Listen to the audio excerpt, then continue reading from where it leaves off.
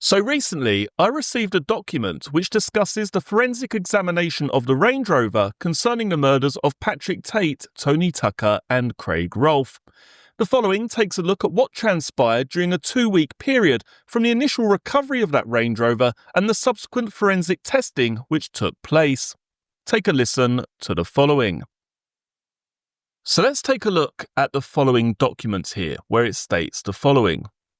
I am employed in the fingerprint laboratory at Essex Police Headquarters, Chelmsford.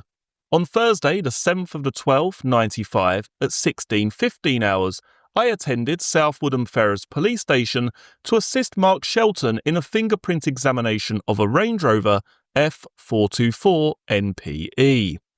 2 finger palm impressions were photographed by myself, L83/95A and B.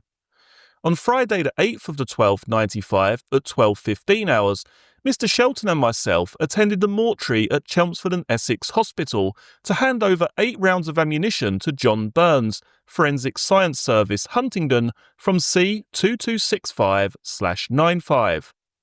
On Tuesday the 19th of the 12th, 95, at 1300 hours, Mr. Shelton and myself attended Southwood and Ferrers Police Station to supervise the garaging of the aforementioned Range Rover F424 NPE. On Wednesday the 20th and Thursday the 21st of the 12th, 95, Mr. Shelton and myself carried out a detailed fingerprint examination of the Range Rover F424 NPE, internal and external.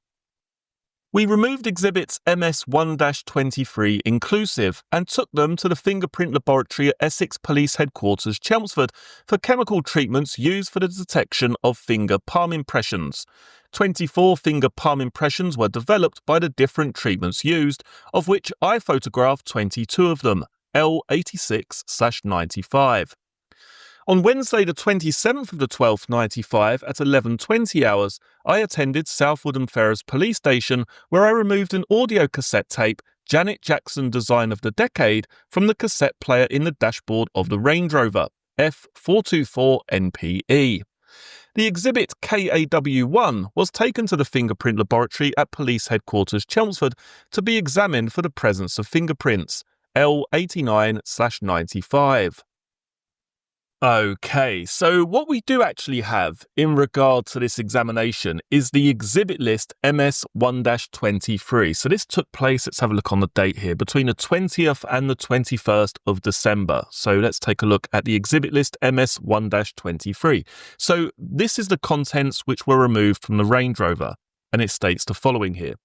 We removed exhibits MS1-23, which are as follows.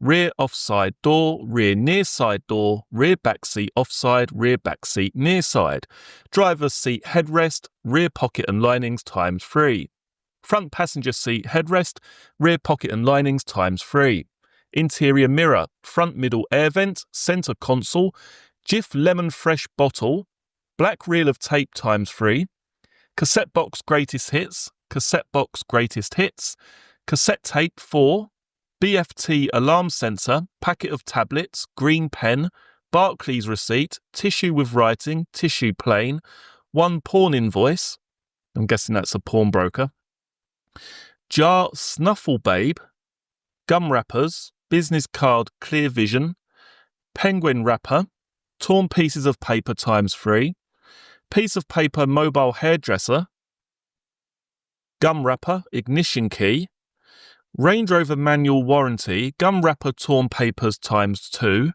mini battery scales case, seatbelt clip front near side, seatbelt clip front offside, seatbelt clip rear near side, seatbelt clip rear offside, rear middle seatbelt strap clip.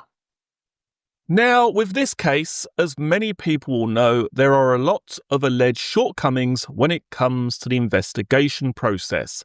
The fact that no time of death was even attempted to be established regarding Tucker, Tate or Rolfe, the fact the Range Rover was taken away from the crime scene before any testing could take place, the fact that the lead investigator, by all accounts, turned up hours late to the crime scene, the cartridges used in the murders weren't all photographed, the crime scene photographs themselves weren't taken until hours after the Range Rover was discovered, which gave a totally distorted view as to what that scene looked like that morning, And the footprints around the vehicle were possibly lost due to the snow thawing. There are a number of issues, as I say, with this case. But what stands out to me in this examination of the Range Rover is the cartridge cases. So Tucker, Tate and Rolfe received 8 wounds.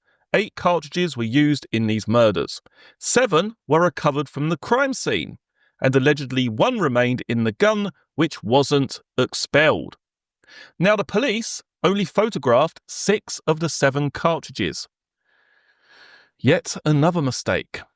However, it mentions here that 8 cartridges were actually handed over to John Burns, the forensic scientist. So let me just pull up the actual document again here. Give me a second. Right, there we are. Mr. Shelton and myself attended the mortuary at Chelmsford and Essex Hospital to hand over 8 rounds of ammunition to John Burns, Forensic Science Service Huntingdon from C2265/95. Now, my first thoughts were, well, is this just simply a misprint? You know, have they just typed an 8 instead of a 7? But it's actually written out here, isn't it? It's actually spelled out here as 8 rounds of ammunition. So again, is this just simply an oversight? Is it simply a misprint? Or did they hand over 8 rounds of ammunition and at least one of those rounds has subsequently gone missing? I don't know. But again, it's just more sloppy work, isn't it? It's more issues, you could say, with this actual investigation.